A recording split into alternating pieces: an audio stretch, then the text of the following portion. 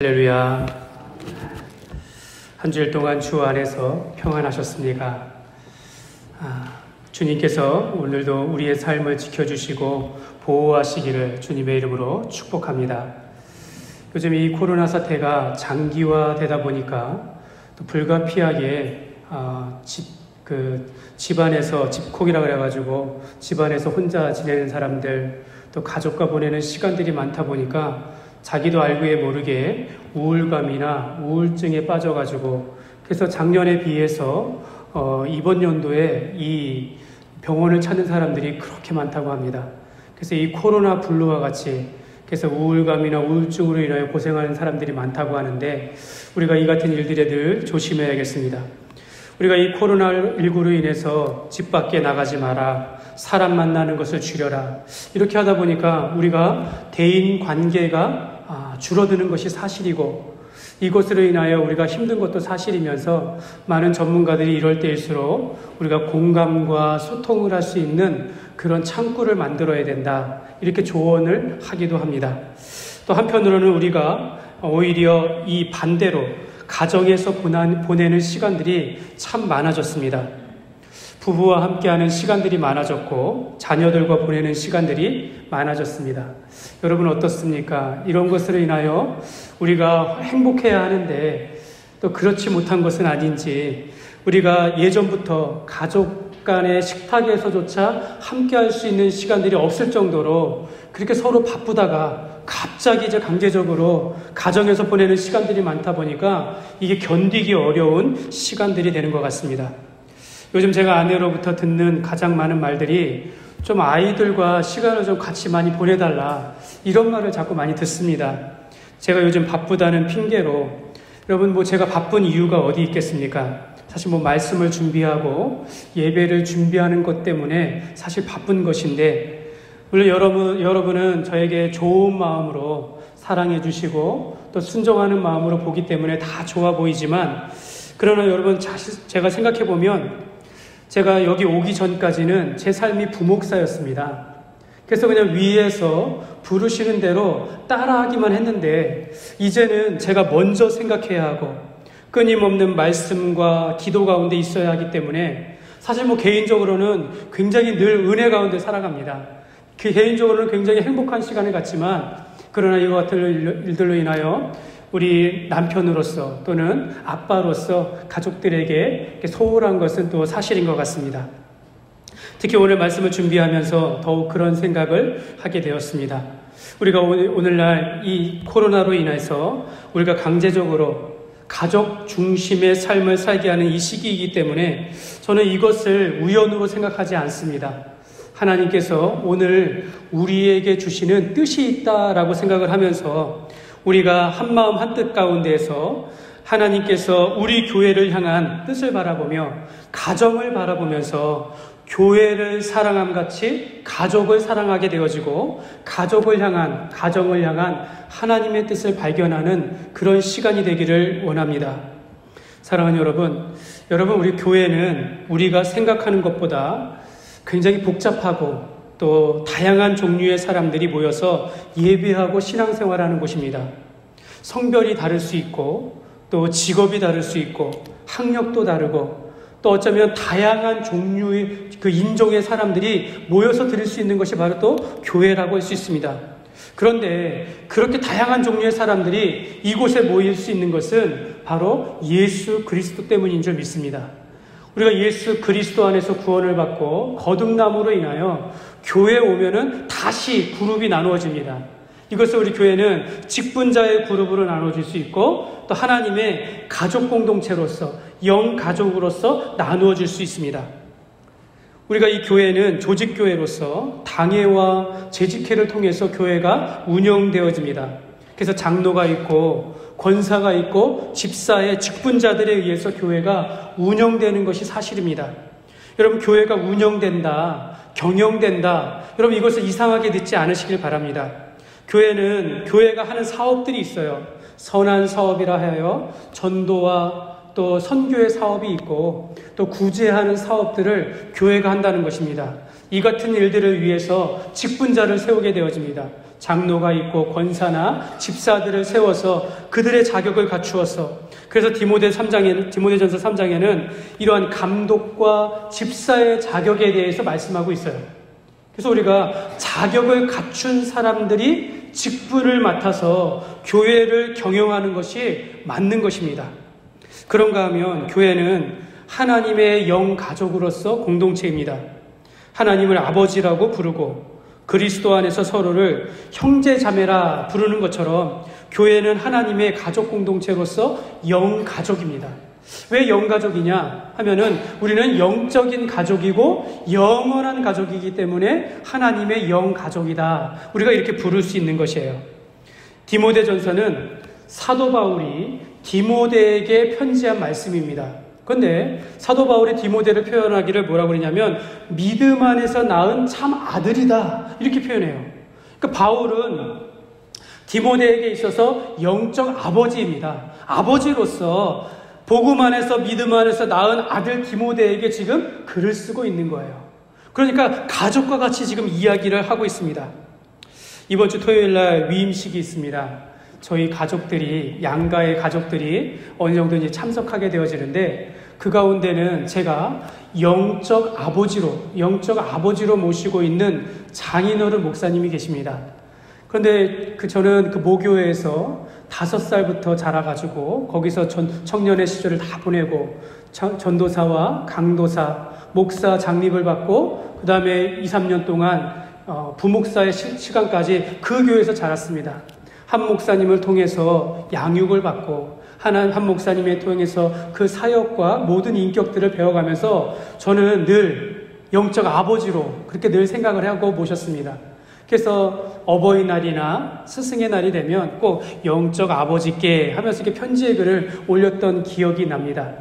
이처럼 특별히 이 디모데전서 5장에는 교회 안의 성도들을 가족처럼 대하고 있다는 거예요. 가족처럼 대하라고 권면하고 있습니다. 그래서 5장 1절과 2절을 제가 한번 읽어드리겠습니다. 늙은이를 꾸짖지 말고 권하되 아버지에게 하듯하며 젊은이에게는 형제에게 하듯하며 늙은 여자에게는 어머니에게 하듯하며 젊은 여자에게는 온전히 깨끗함으로 자매에게 하듯하라, 이렇게 말씀하고 있어요. 그러니까 교회를 완전히 가족인 것처럼 말한다라는 거예요. 우리가 나이드 분들을 향해서 아버지처럼 대하고 어머니처럼 대하라는 겁니다. 젊은 사람들을 향해서는 우리가 형제 자매처럼 서로 대하라, 완전히 우리 교회를 가족처럼 여기라는 것입니다. 여러분, 그러니까 저는 직분자들을 향해서 우리가 직분자의 관계로 생각할 수도 있겠지만, 한편으로는 우리가 정말 신앙 안에서 본받고 어르신들에게는 우리가 아버지처럼 대하고 어머니처럼 대하는 것이 교회에서도 맞다라는 것이에요.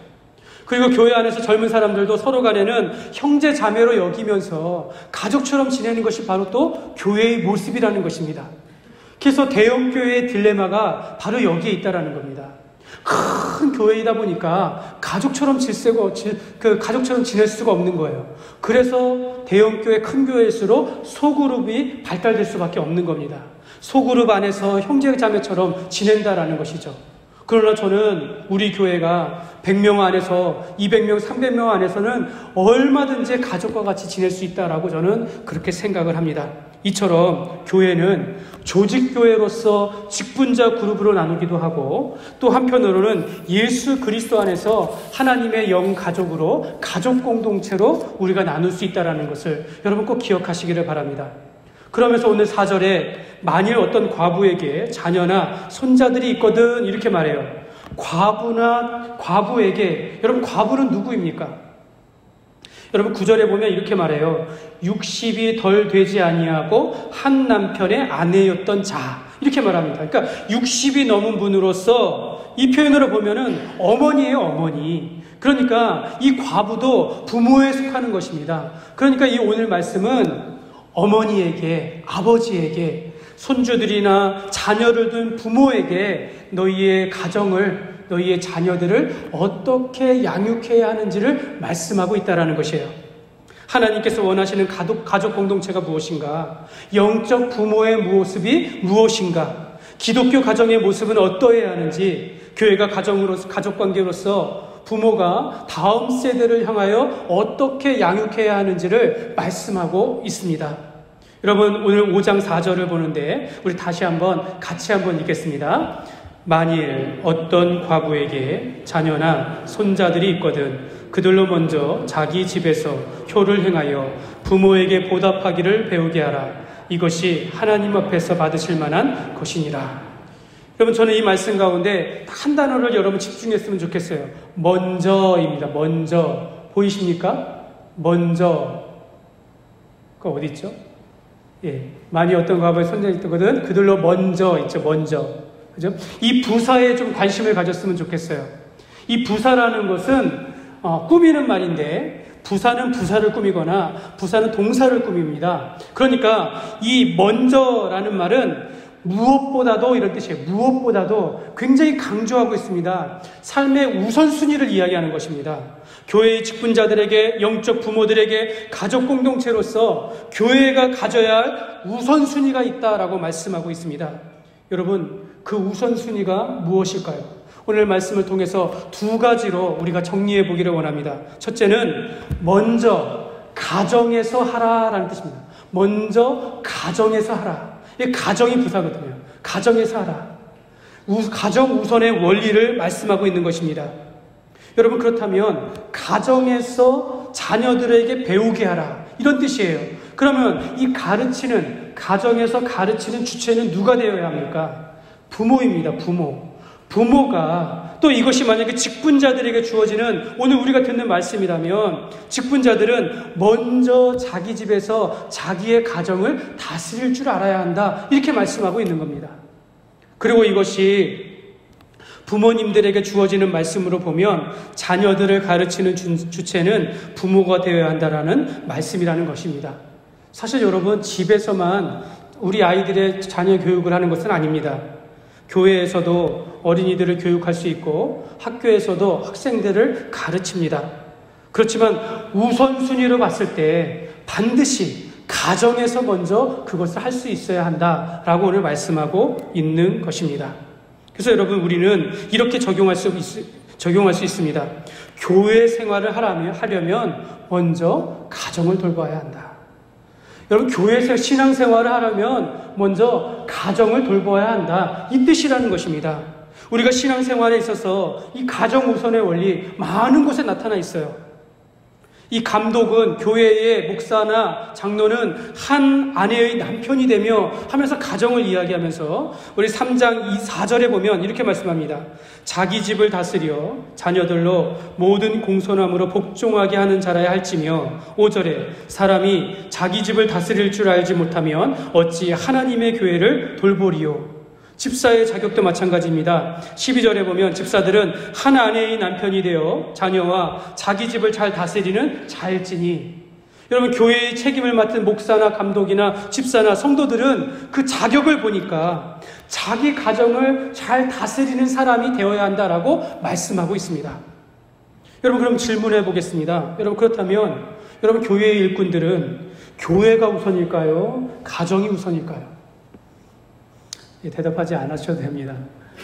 고민하시나요? 여러분, 어떻습니까? 만일 저에게 물어보신다면 저는 가정이다라고 대답하겠습니다. 저도 이와 같은 질문에 많이 고민하면서 살아왔던 시간들이 있습니다. 신학 공부할 때 내가 목사로서 교회가 먼저이냐, 가정이 먼저이냐. 근데 저는 생각을 해봤어요. 여러분, 저는 목사는 이 목사의 일은, 이 교회의 주인은 예수 그리스도이시기 때문에 제가 주인이 아니에요. 그러니까 제가 없어도 다른 목사님이 우리 교회를 섬길 수 있습니다. 그러나 내게 맡겨주신 가정은 그렇지 않다라는 겁니다. 부모가 아니면 그 가정을 아무도 섬길 수 없고 다스릴 수 없다라는 것입니다. 제가 그렇다고 해서 여러분 교회 일을 포기하고 가정에만 최선을 다하라, 그런 의미가 아니다라는 것 여러분 아시지 않습니까? 가정이 우선이라고 해서 주일 예배를 빠져가면서 가정 모임을 참석하는 것, 여러분 그건 아니다라는 거죠. 하나님을 모시는 가정은, 예수님을 주인으로 모시는 가정은 이 공적 예배를 존중할 수밖에 없습니다. 이 공의 예배를 하나님 앞에 최우선으로 생각하는 것, 이게 가정의 모습이라는 것입니다.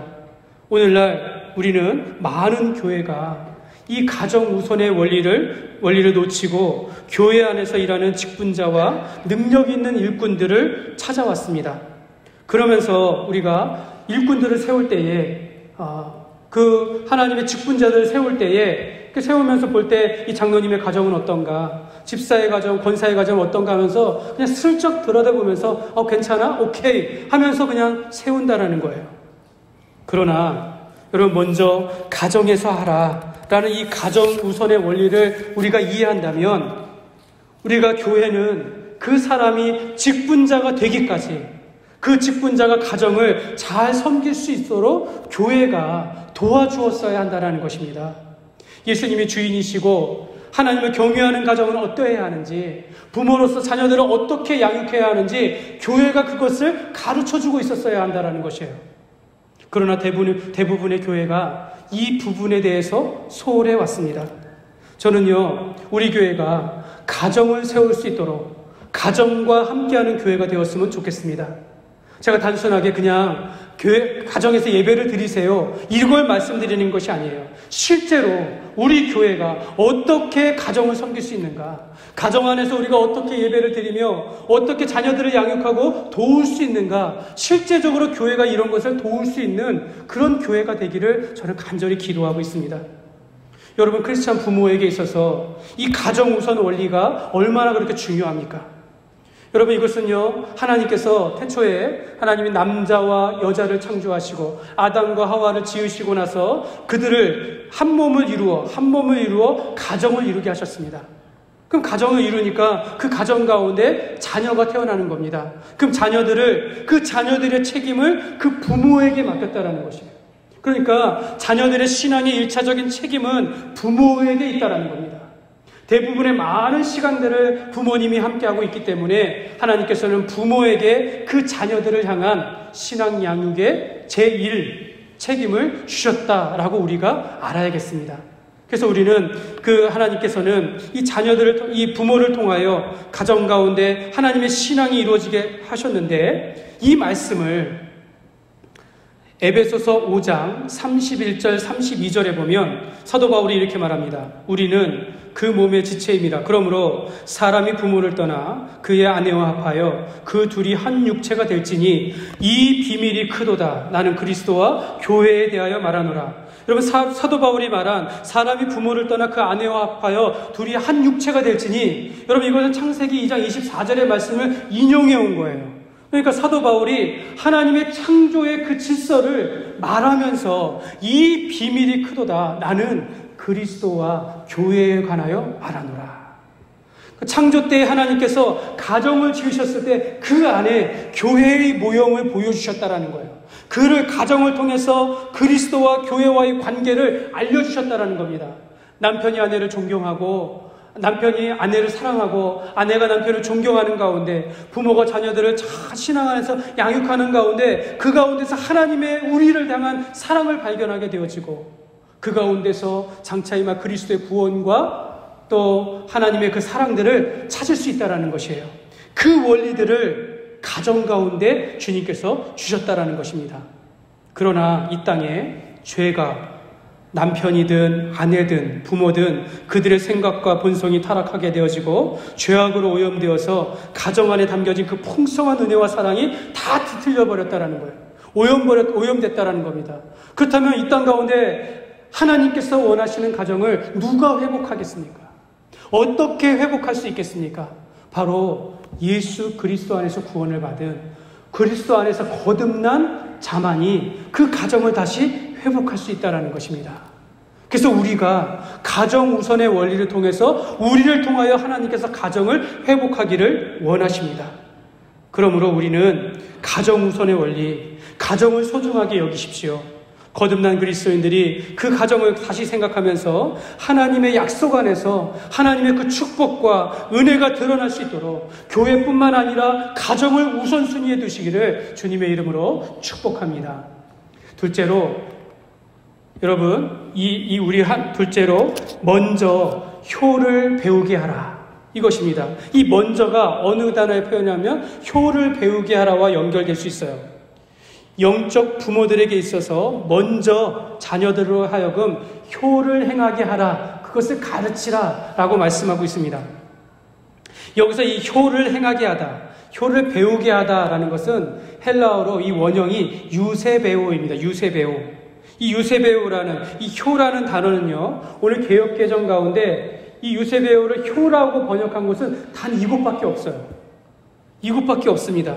그래서 오늘 말씀에 먼저 자기 집에서 효를 행하여 부모에게 보답하기를 배우게 하라, 이것이 하나님 앞에서 받으실 만한 마땅한 것이니다, 이렇게 말씀하고 있는 것입니다. 하나님께서는 부모로 하여금 자녀들에게 효를 배우게 하라고 부모에게 말씀하고 있는 것이에요. 그것을 우리가 들어야 한다는 것입니다.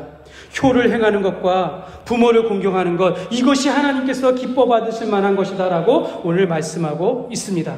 그래서 효는요, 우리의 자녀들이 이 연약한 영혼들을, 연약한 부모와 또 그러한 사람들을 실제적으로 돌보고 실제적으로 돕는 것을 의미하는 것입니다.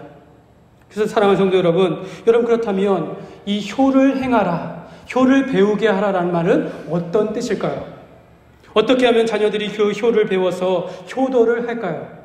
자녀에게 무엇을 가르쳐야 효의 은혜를 입어서 하나님이 받으실 만한, 기뻐하실 만한 자녀가 될 수 있을까요? 저는 이 효의 의미를 오늘 두 가지로 살펴보기를 원하는데, 먼저 첫 번째 효의 의미는요, 경건입니다. 경건. 킹제임스 버전의 성경은요, 이 먼저 자기 집에서 효를 행하여 라는 표현을 이렇게 번역합니다. 가정에서 경건을 보이는 것을 배우게 하라, 이렇게 말씀하고 있어요. 그래서 오늘 말씀의 제목을 여기서 따왔습니다. 경건의 시작은 가정에서. 효를 행하여 배우게 하라, 이것은 유세베오, 헬라어 유세베오 원형의 명사형이 바로 경건입니다. 경건. 사실 실제로 이 경건은요, 이 디모데전서에 8번 이상 나오고 있습니다. 그러니까 많은 부분을 이미 말씀하고 있어요. 4장 7절에 보면 망령되고 허탄한 신화를 버리고 경건에 이르도록 내 자신을 연단하라, 이렇게 표현하고 있어요. 사랑하는 여러분, 가정이 경건의 장이 되어야 한다는 것입니다. 부모는 자녀에게 효를 행하게 하라, 이 뜻이 무엇이냐면, 우리가 세상 속에서 유교적인 개념으로 부모를 잘 보양하고 조상들을 섬기라, 이런 것이 효가 아니라, 하나님께서 말씀하시는 효라라는 것은 그 가정 안에서 자녀들이 경건의 장이 될 수 있도록, 경건을 배울 수 있도록 하라라는 그런 뜻입니다. 칼빈은 경건을 어떤 경지에 이르는 것이 아니라 하나님과의 바른 관계다, 이렇게 표현했습니다. 즉 하나님의 은혜를 받아 살아가는 삶들, 그리고 그 받은 은혜를 가운데 우리가 하나님을 경외하고 사랑하는 사람으로서 하나님과의 인격적인 관계를 맺고 살아가는 것, 이게 바로 경건입니다. 여러분, 참된 경건은 내가 하나님의 은혜를 받는 자리에 있는 것을 의미하는 것이에요. 그러니까 이 가정이 하나님의 은혜의 자리가 되도록 만드는 것이 경건의 가정이라고 할 수 있겠습니다. 자녀들로 하여금 경건한 삶, 하나님과의 올바른 관계를 맺고 자라갈 수 있도록 우리의 부모님들이 그 일들을 행할 수 있어야 한다는 것이죠. 야고보서 1장 27절에 경건을 이렇게 정의합니다. 하나님 아버지 앞에서 정결하고 더러움이 없는 경건은 곧 고아와 과부를 그 환난 중에 돌보고 또 자기를 지켜 세속에 물들지 아니하는 그것이니라. 여기서 경건을 뭐라고 표현합니까? 고아와 과부를 그 환난 가운데 돌보라. 즉 연약한 이웃을 돌보는 것이 경건이라는 겁니다. 또 하나는 자기를 지켜 세속에 물들지 아니하는 것, 자기를 지켜내는 겁니다. 세속에 물들지 아니하고 자기를 하나님 앞에 거룩하게 정결하게 사는 삶이 바로 그 경건한 삶이다 라고 말씀하고 있습니다. 그러므로 경건은 가정이라는 곳에서 세상 속에서 아주 실제적으로 연약한 이웃을 돌보고 부모를 돌보고 또한 그러면서 세속에 물들지 아니하도록 살아가는 삶이라고 할 수 있겠습니다. 여러분, 경건은요, 이렇게 보면 한순간에 이루어지지 않습니다. 반드시 연습과 훈련의 과정이 필요한 것이죠. 경건의 훈련의 장소가 가정이다라는 뜻은 그만큼 부모와 자녀들이 가족과 함께하는 시간들이 우리 인생 가운데 가장 많다라는 것을 의미하고 있는 것이에요.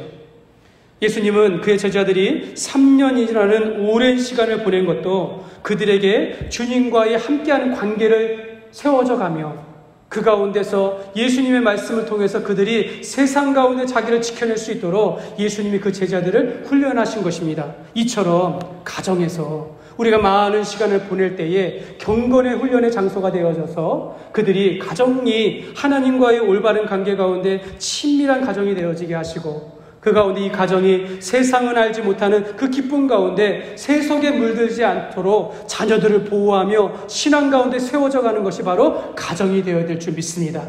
우리가 이러한 믿음 가운데서 하나님 앞에서 경건을 가르치며 양육하시기를 주님의 이름으로 축복합니다. 두 번째로 효의 의미는 바로 예배입니다. 사도행전 17장에 보면 사도 바울이 아테네에서 전도할 당시에 이 아테네라는 지방은 이 도시는 매우 미신이 많은 도시입니다. 철학과 신앙이 많은 도시예요. 그러니까 이 사도 바울이 여기서 전도를 하는데 이 많은 사람들이 미신 가운데 있는 그들을 향하여 말하는 겁니다. 그래서 17장 23절에 보면 이렇게 말합니다. 내가 두루 다니면서 너희가 위하는 것들을 보다가 알지 못하는 신에게라고 새긴 단도 보았으니 그런즉 너희가 알지 못하고 위하는 그것을 내가 너희에게 알게 하리라. 그러니까 아테네 사람들이 자기가 알지도 못하는 그런 신들을 그냥 그렇게 섬긴다라는 겁니다. 그러면서 너희가 알지 못하고 위한다 할 때 여기서 위한다라는 이 동사, 이게 바로 유세배오입니다. 효를 행한다인데 이 뜻이 무엇입니까? 신을 위한다, 신을 경배하고 신을 예배한다라는 뜻입니다. 그러니까 이 효를 행하게 배우래라는 이 뜻은 가정에서 자녀들로 하여금 예배하도록 하라 라는 뜻이라고 할 수 있겠습니다. 가정에서 먼저 해야 할 것이 있다면 경건의 훈련과 예배가 되어야 될 줄 믿습니다.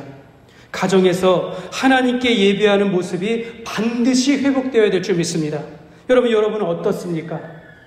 여러분, 저는요, 자라면서 초등학교 때부터 지금까지 거의 졸업할 때까지 살면서 지금까지 주일을 빼먹어 본 적이 없습니다. 목숨을 걸고 주일을 지켜왔습니다. 그만큼 주일 성수하는 것은 저에게 잘 훈련되어 있어요. 이미 몸에 체화되어 있습니다. 그런데 저는 가정에서 예배를 드려본 적이 없습니다. 그냥 목사님이 신방해가지고 가정에서 예배를 드리는 것 정도이지 가정에서 스스로 예배를 드려본 적이 없습니다. 그만큼 훈련이 되어 있지 않고, 그래서 지금에 와서 목사가 되어져도 가정에서 예배를 드리는 것이 얼마나 힘든지 몰라요. 우리 가운데 집사님 가운데는 가정에서 예배를 드리는데 그렇게 노력하지만 그것이 쉽지 않다라는 것 우리가 다 알고 있다라는 것입니다.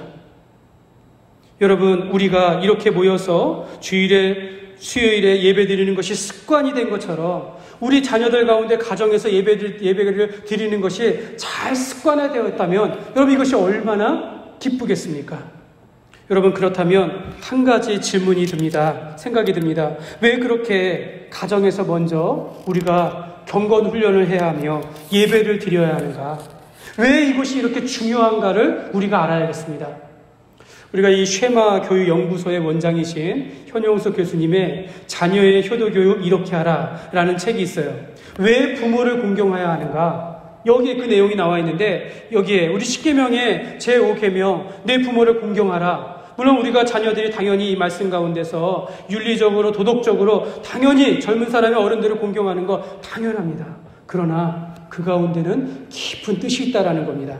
바로 이 타락한 인류를 구속하시려는 하나님의 구원 계획이 가정을 통해서 이어지도록, 가정을 통해서 하나님의 구원이 전수되도록 하나님께서 그렇게 디자인하셨다라는 겁니다. 하나님의 구원 계획이 가정 가운데, 여러분, 이것이 어떻게 가능합니까?